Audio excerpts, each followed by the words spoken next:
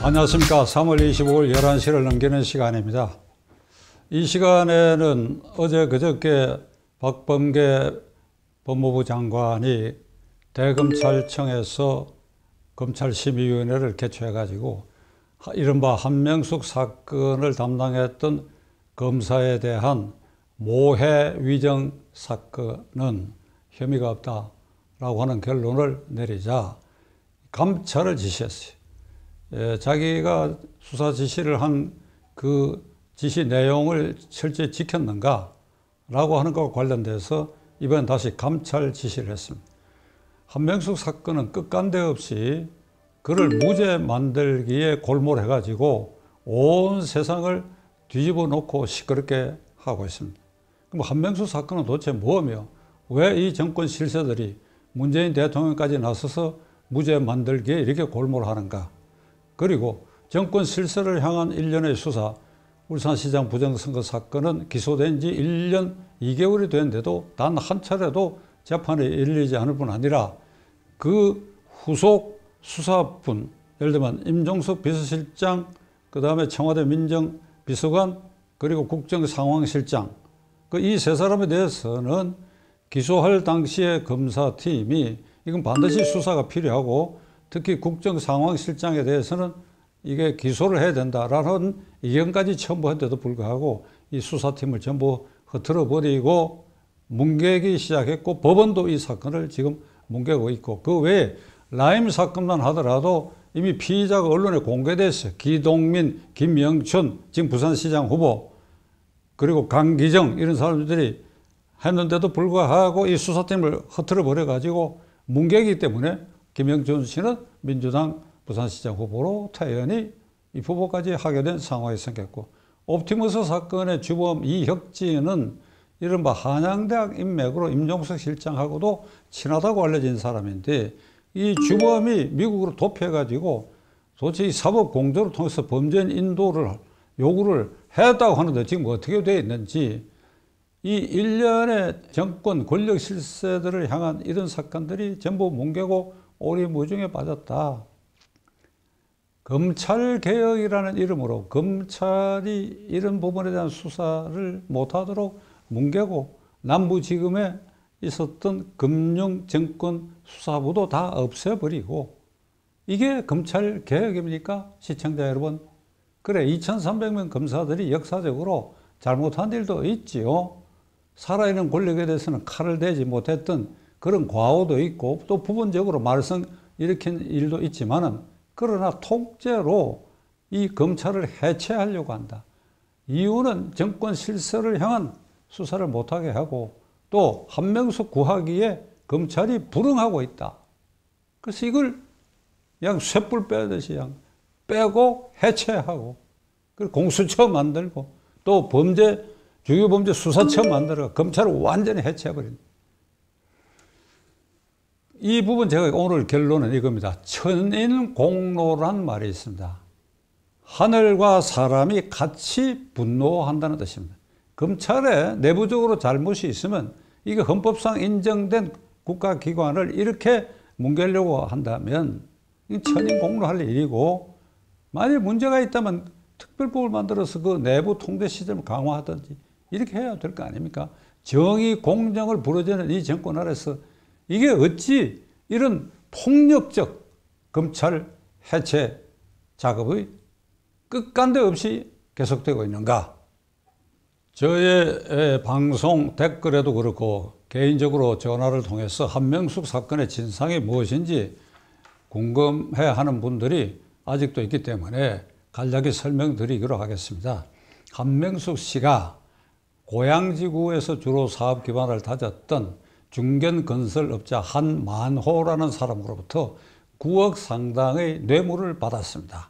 거기에는 달러도 있고 현금도 있고 1억짜리 수표들도 있고 이것을 한건 받은 게 아니라 수시로 여러 차례 걸쳐서 뇌물을 받은 사건입니다. 그럼 이 사건이 어떻게 터졌느냐?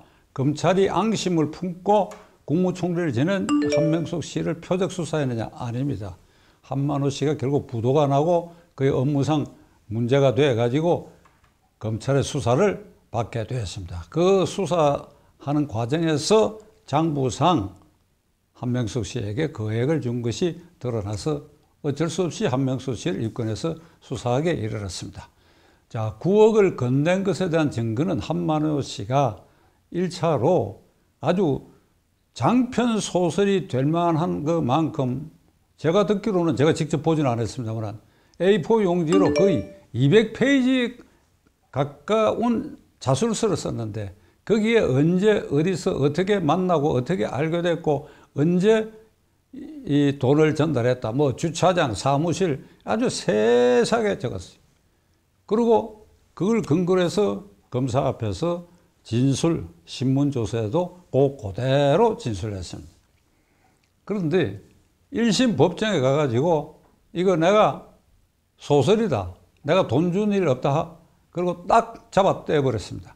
그러나 증거는 이 사람의 진술서나 또는 검사가 그 진술서에 기반한 신문조서, 이게 증거가 아니고 물증, 한만호 씨 구좌에서 발행된 1억짜리 수표가 한명숙 씨 여동생의 아파트 임차 보증금에 쓰여졌다 하는 물증이 드러났고, 그 다음에 한만호 씨 어려워지자 돈을 좀 돌려달라고 하는 요구를 받고 한명숙 씨가 보좌관을 시켜서 2억 원을 돌려준 사실이 명백히 드러나 있고, 셋째로는 한만호 씨가 수감 중에 그 가족들하고 면회하는 과정에서 내가 한명숙한테 이렇게 도와줬는데 이렇게 나를 냉대한다, 얼마를 도와줬는데, 이것이 교도관의 녹취록에 녹취되어 있다는 사실.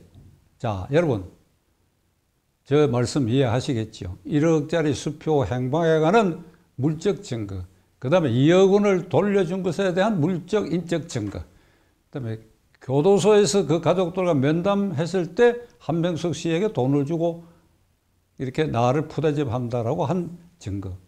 그러니까 그가 검사 앞에서 진술한 거, 그것이 유죄 증거로 된 게 아닙니다. 그래서 이런 세 가지 등의 증거가 유죄로 인정돼서 고등법원에서 유죄 판결받고 대법원에서 만장일치로 징역 2년형이 확정돼 가지고 그는 복역하고 나오게 됐습니다. 자, 모해위정 사건은 뭐냐? 한만호 씨가 1심 법정에서 자기가 작성했던 진술서 내용이 전부 소설이라고 부인하고 난 다음에 2심 재판이 진행되는 과정에서 검사가 불러가지고 이거 왜 부인하느냐, 아마 그걸 따졌던 것 같아요. 그런데 대법원에 가고 하는 이 사이에 한만호 씨가 사망을 했어요. 최근에 이르러 가지고 한만호 씨가 1심에서 부인한 것에 대해서 검찰에서 위정죄로 기소를 해가지고 그는 위정죄로도 처벌을 받았습니다. 그때 같은 감방에 있었던 A 모 씨라는 사람이 있는데, 이 사람은 지금 징역 21년을 선고받고 아마 한 7, 8년째 지금 감옥에 있는 것으로 알려져 있습니다. 그 A 씨는 사기 전과자인데, 이 사람이 4, 5년 전에 무슨 생각을 했는지 한만호 씨가 죽고 난 다음에 내가 한만호 씨하고 같은 감방에 있었는데 그 한명숙 사건의 검사가 1심에서 법정에서 부인을 하니까 불러가지고 너 왜 부인하느냐, 너가 진술서까지 써놓고 왜 부인하느냐, 이렇게 협박 회유한 사실이 있고, 그것을 한만호 씨가 저에게 얘기를 해서 저는 똑똑하게 기억하고 있습니다 하는 진정서를 법무부에 제출했어요. 지금 문제가 제기된 것은 이 전과자 21년형을 선고받고 아직도 복역 중인 A씨의 이 진정서, 그 사람이 진정서를 낸 의도가 뭐냐, 추측컨대는 이겁니다. 이미 한만호 씨는 죽고 없는데도 이 사건이 정권에서 한명숙 구하기에 나선 사건이니까 거기에 내가 좀 도움을 줘가지고 감형이 되거나 가석방이 돼야 되겠다는 걸 노리지 않았다고 한다면, 그 말하는 사람이 사기 전과자로 21년 장기형을 선고받은 그 사람의 정서 한 장을 근거로 해가지고 그 당시 담당 검사가 한만호에 대해서 2심 법정에는 사실대로 증언하라. 그렇게 해서 한명숙에게 불리한 증언을 강요했다. 그래서 모해 위정을 강요했다. 모해 위정죄 혐의가 있다. 요게 지금 문제된 사건입니다. 설명이 길다 보니까 여러분들이 얼른 납득을 못 하실 수 있는데 다시 한번 정리를 하면 이겁니다. 한명숙 씨의 유죄 증거는 한만호의 진술서나 검사 앞에서 말했던 진술 조서와 관계없이 이런 물정 기타 증거가 있다고 앞에 말씀드렸죠. 그래서 그 유죄가 된 것입니다. 그러니까 만일 담당 검사가 한만호 씨에 대해서 이 위정을 강요한 모해 위정, 그러니까 한명숙 씨를 해코지하기 위해서 너는 이렇게 증언하라, 위정을 하라 라고 하는 것이 가령 유죄로 인정된다 하더라도 한만호 씨로부터 한명숙 씨가 9억 원을 수수한 사실은 다른 증거들로 가지고 넘쳐 흐르기 때문에 이걸 깰 수가 없는 것입니다. 가령 재심 청구를 한다 하더라도 전혀 이것이 새로운 사실이 될 수가 없는 것입니다. 그러함에도 이 정권 실세들은 역사와 양심의 법정에서 한명숙은 무죄다. 그러니까 2016년, 2017년 대통령 선거 직전에 그가 수감되러 서울구치소에 갔을 때 문재인 대통령마저 거기에 가갖고 그 눈물을 글썽거리듯이 하면서 역사와 양심의 법정에서는 무죄다. 그리고 흰 백화발을 들고 뭐 지지자들 사이에 휩쓸려 가지고 눈물방울을 흘리면서 가는 이런 장면을 연출했습니다. 역사와 양심의 법정에서는 그대들이 이 사건을 조작하려고 달려들었다고 하는 것이 역사와 양심의 법정에서 명백히 밝혀질 것이다.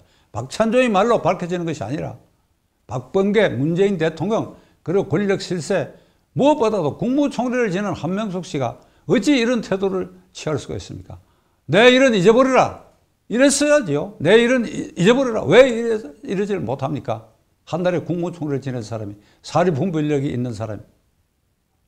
울산시장 부정선거 사건은 작년 1월에 윤석열 총장이 재임하고 있을 당시에 13명을 기소를 했습니다. 당선자 송철호, 당시 울산 경찰청장 환우나 이런 사람들이 기소가 됐고 그 후속 기소를 하려고 하는 단계에서 수사팀을 전부 흩어져 버렸고 그래서 1차 수사를 맡았던 팀에서 임종석 비서실장, 그다음 민정수석 비서관 그리고 그 당시에 국정상황실장을 이건 조사하고 기소해야 된다라는 의견까지 첨부했는데 지금 이 기록이 어디가 있는지 수사팀은 흐트러져 버렸습니다. 라임 사건도 흩어나 버렸어요. 그래서 거기에 주요 피의자로 올랐던 사람들 이름이 다 거명됐에도 불구하고 아까 말씀드린 것처럼 대표적으로 김영춘 지금 부산시장 후보도 거액을 받고 출두를 조율하고 있다. 이런 단계 수사팀이 흐트러져 버렸습니다. 옵티머스 사건은 지금 완전히 오리무중이 되어버렸습니다. 이 피해자가 엄청나게 많은데 그러니까 그 주범 그리고 창업자가 미국으로 도망가가지고 범죄인 인도를 촉구하고 있는지 없는지 다 정권 실세하고 다 연결이 되어 있습니다. 그러니까 이런 정권 실세를 향한 살아있는 권력에 대한 이 검찰 수사는 이와 같이 뭉개고 그리고 덮고 그리고 검찰을 위협하고 드디어 검찰을 해체하고 이 지경까지 이르렀습니다. 아까 모두의 천인공로할 일이라고 제가 말씀드렸는데 분명히 천인공로할 일들입니다. 정의 공정을 부러지는 정권 아래서 빛 좋은 검찰개혁을 부러지는 이들이 이런 아주 악행을 서슴없이 하고 있습니다. 이를 바로잡는 방법은 현재로서는 없습니다. 정권 교체가 돼야 되고 새로 정권을 맡은 사람이 정권의 이런 폭압적 부패 행위, 불공정 행위, 부정의 행위를 바로잡으려고 하는 의지를 가진 지도자가 나타나야 이 모든 것이 바로잡아질 것입니다. 제1단계로 4월 7일 서울 부산시장 선거가 그런 점에서도 중요합니다.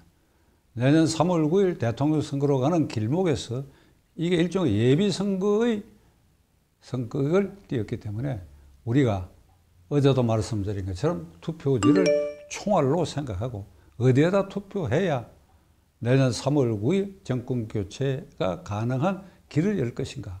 이건 전적으로 판단이 헌법상 제1기관인 국민인 우리가 국민 저항권 행사의 한 방법으로 4월 7일 모두 투표장에 가야 할 것입니다. 여러분들이 심사숙고하시는 앞으로 열 이틀이 되기를 간절히 기원해 마지 않습니다.